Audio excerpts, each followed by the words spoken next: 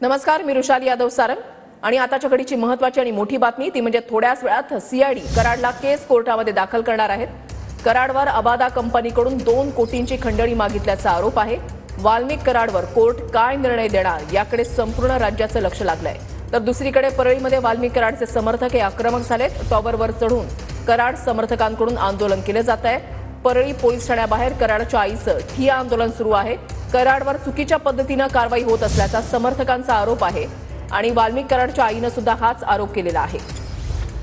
अगदी थोड्याच वेळामध्ये वाल्मिक कराडला घेऊन सीआयडी जे आहे ते केस कोर्टामध्ये पोहोचतील। आज कोर्ट काय निर्णय देत आहे, नेमकी सुनावणी कशा पद्धतीने होतीये, कोणकोणते मुद्दे मांडले जात आहेत हे पाहणं देखील तितकंच महत्त्वाचं असेल। मात्र त्यासोबतच वाल्मिक कराडचे समर्थक सुद्धा आक्रमक झालेले आहेत। परळीमध्ये आंदोलन जे आहे ते सुरू आहे। राणी लक्ष्मीबाई टॉवरवर चढून कार्यकर्ते जे आहेत ते आंदोलन करतायत। एका कार्यकर्त्याला त्यावेळेला भोळ सुद्धा आली। तर दुसरीकडे परळी पोलीस ठाण्याच्या बाहेर वाल्मिक कराडची आई पारुबाई कराड यांच्याकडून सुद्धा ठिय्या आंदोलन केले जात आहे। ही 2 दृश्य आपण पाहताय। ज्यावेळेला वाल्मिक कराडला बीड शहर पोलीस ठाण्यामधून केस कोर्टाकडे नेलं जात होतं, गाडीमध्ये त्याला बसवलं जात होतं, त्यावेळची दृश्य आणि वाल्मिक कराडच्या समर्थकांचं आंदोलन जे आहे ते सध्या सुरू आहे। ही 2 दृश्य आपण पाहताय। आमचे प्रतिनिधी संभाजी मुंडे आमच्या सोबत आहेत। संभाजी, काय घडतंय? पाहिले तर 2 कोटीच्या प्रकरणी खंडणीच्या प्रकरणी वाल्मिकांना यांना सीआयडीच्या ताब्यात घेण्यात आलं होतं। आज काही वेळातच वाल्मिक यांना केसच्या न्यायालयामध्ये हजर करण्यात येणार आहे। दुसरीकडे पाहिलं तर वाल्मिकांना यांचा कुठलाही दोष नाही आणि त्यांना या ठिकाणी जाणीवपूर्वक अडकलं जातं आणि माझ्या मुलाला न्याय मिळावं या मागणीसाठी सकाळपासून वाल्मिकांना कराड यांची जी आई आहे पारुबाई कराड यांचं ठिय्या आंदोलन करण्यात आलेलं आहे। दुसरीकडे पाहिले तर राणी लक्ष्मीबाई टॉवर या ठिकाणी जे कराड समर्थक आहेत यांच्या ठिय्याला आंदोलन करण्यात आलेलं आहे। या ठिकाणी टॉवरवर चढून मोठ्या संख्येने जे आहेत कराड समर्थक आपल्या वाल्मिकांना न्याय मिळावा या मागणीसाठी सकाळपासून आंदोलन करत आक्रमक झालेले आहेत आणि एक पाहिजे एका कार्यकर्त्याला त्यांच्या समर्थकाला चक्कर देखील आली होती आणि या ठिकाणी पाहिजे मोठ्या संख्येने सकाळपासून घोषणाबाजी करत हे कार्यकर्ते वाल्मिकांना न्याय द्या, वाल्मिकांना या ठिकाणी फसवलं गेलं जात आहे आणि या मागणीसाठी आपण पाहिजे तर सकाळपासून हे कार्यकर्ते आक्रमक झाल्याचं दिसून येत आहेत।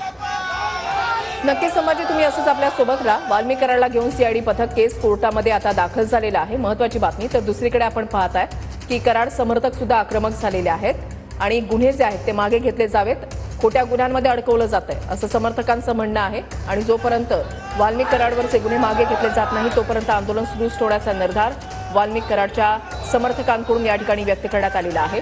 शहराच्या मधोमध असलेल्या या राणी लक्ष्मीबाई टॉवरवर चढून कराड समर्थक जे आहेत ते आक्रमक झालेले आहेत। ही 2 दृश्य वाल्मिक कराडला थोड्याच वेळामध्ये केस कोर्टामध्ये हजर केले जाणार आहे। सीआयडी कडून सध्या तपास सुरू आहे, चौकशी वाल्मिक कराडची सुरू आहे। खंडणी प्रकरणामध्ये जो गुन्हा दाखल करण्यात आलेला आहे त्या अनुषंगाने सीआयडी पूर्णपणे तपास करते। तर दुसरीकडे एसआयटी कडून संतोष देशमुख यांच्या हत्या प्रकरणाचा तपास जो आहे तो केला जातोय। त्याच्यामुळे आज केस कोर्टामध्ये वाल्मिक कराडला नेल्यानंतर त्या ठिकाणी कशा पद्धतीने युक्तिवाद केला जातोय हे सुद्धा पाहणं महत्त्वाचं असेल।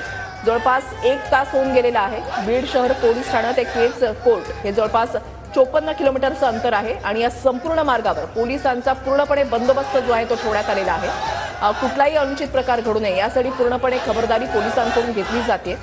बीडमध्ये 28 जानेवारीपर्यंत म्हणजे आजपासून 28 जानेवारीपर्यंत जमावबंदीचे आदेश जे आहेत ते लागू करण्यात आलेले आहेत। देशमुख कुटुंबीय आक्रमक झालेले आहेत।